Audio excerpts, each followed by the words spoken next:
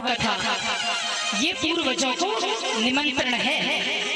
जो पितृ पक्ष होता है, श्राद्ध जो होती है, वो हमारे पूर्वजों को प्रसन्न करने का अवसर होता है। जैसे आपने अभी देखा, गणपति जी विराजे, 10 दिन विराजे, उनका भव्य स्वागत किया और उसके बाद उनको विदा कर दिया। नवरात्रे आएंगे, भगवती माँ का आवाहन करते हैं और फिर उनको विदा कर देते हैं, लेकिन हमारे चित्त में वो नित्य निरंतर रहते हैं। ऐसे पितृ पक्ष होते हैं हमारे, जो पूर्वज होते हैं, उनके लिए निश्चित कर दिया गया वर्ष के अंदर कि आप आइए, आपका हम सम्मान, आपकी हम पूजन अर्चन जो हमसे बन पड़ेगा वो हम करेंगे, और उसके बाद उनको भी विदा दे दिया जाता है। श्राद्ध के विषय में महर्षि मरीचि कहते हैं कि जो प्रेत होते हैं, जो पितृ होते हैं, वो उनके निमित्त जो हम श्रद्धा से उनको जो भी भोग देते हैं वो श्राद्ध कहा जाता है। अथर्व वेद में कहा है, वेदों हमारे पितरों के विषय में वो बुलाते हैं कि जो पितृ हमारे गढ़े हुए हैं, कहीं दबे हुए हैं, जो अग्नि में जला दिए गए हैं, या फिर जो फेंक दिए गए हैं, या जिस कारण से इधर उधर भटक रहे हैं हमारे पितृ, उन सभी को तान सर्वान आहूय, उन सबको लाइए और भोग दीजिए। उन सबका आवाहन करके उनको बुलाया जाता है। ऐसे ही विष्णु पुराण में कहा है कि श्रद्धा पूर्वक जो हम अपने पितरों को तृप्त करते हैं ना, वो हम उसकी तृप्ति से सारे देवता, चाहे अग्नि हो, सूर्य हो, जड़ जंगम जीव जंतु, सभी तृप्त हो जाते हैं। और वो हमें क्या देकर जाते हैं हमारे पितर हमको? आयु प्रज्ञाम धनम विद्याम स्वर्ग मोक्षम सर्वम ददाति, सब देते हैं। इसलिए पितरों को प्रसन्न करना अत्यंत आवश्यक है। जाने कहाँ होंगे, कैसे होंगे, वो तो हमारे मन का है ना। बहुत सारे प्रकार बताए हैं कि लोग कैसे श्रद्धा पूर्वक श्राद्ध करते हैं। एक ओष्ठी श्राद्ध होता है, किसी एक पितृ को हम बुलाएं, आवाहन करें और उनको हम पूजा अर्चना करें, उनको तृप्त करें। एक होता है पार्वण श्राद्ध, उसमें हमारे दादा परदादा सबको हम निमंत्रण देके बुलाते हैं। एक होता है इष्ट श्राद्ध, हम सभी अपने घर में जितने दिन 15-16 दिन हमारे पितरों के होते हैं, उन पितरों को आवाहन करके हवन इत्यादि यज्ञ के द्वारा उनको बुला के जितने दिन होते हैं उतने दिन तक हम उनको प्रतिदिन उनको समर्पित करते हैं। एक होता है अष्टका और महालय श्राद्ध। इन श्राद्धों में ये इनके लिए कोई निश्चित यही 17, 16, 15 दिन नहीं होते हैं।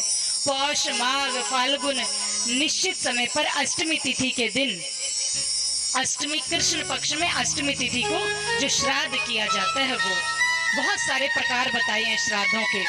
श्राद्ध के नियम बताए कि श्राद्ध कैसे किया जाता है।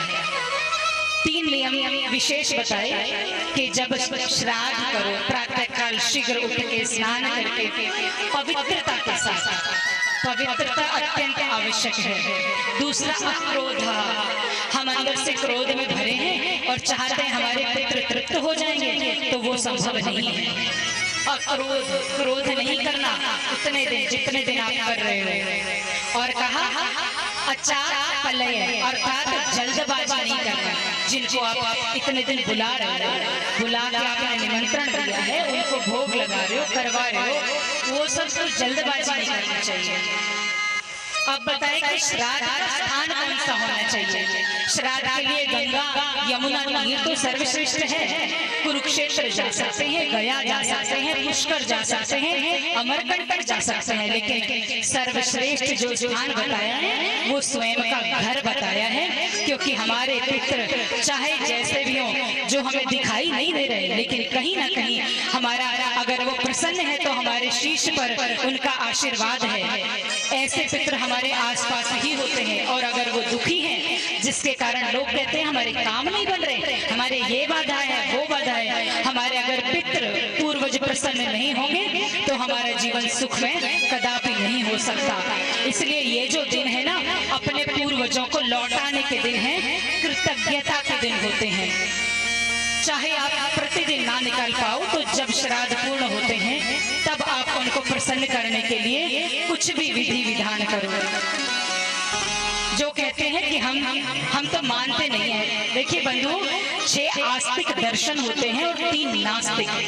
नास्तिक दर्शन में आता है चारवाक दर्शन में लोग कहते हैं, जो उसको मानते हैं कि यावत जीवेत सुखम जीवेत ऋणम कृत्वा घृतम पीवेत भस्मीभूतस्य देहस्य पुनरागमनम कुतः। अर्थात जब तक जियो खूब आनंद से जियो, उधार लेके भी घी पियो।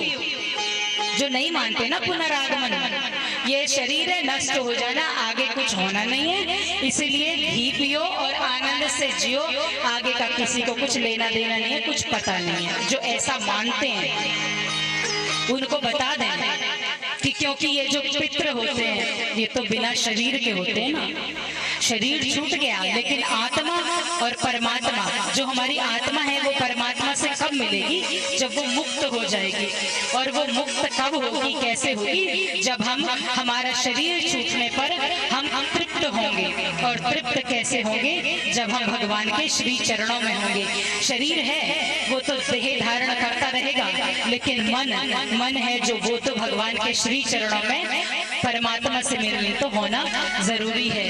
तो ऐसे पितृपक्ष में हम सभी धन्य हुए जो भगवान के श्री नाम संकीर्तन, भगवान की कथा श्रवण करने और मुझे कराने का सुअवसर प्राप्त हुआ है।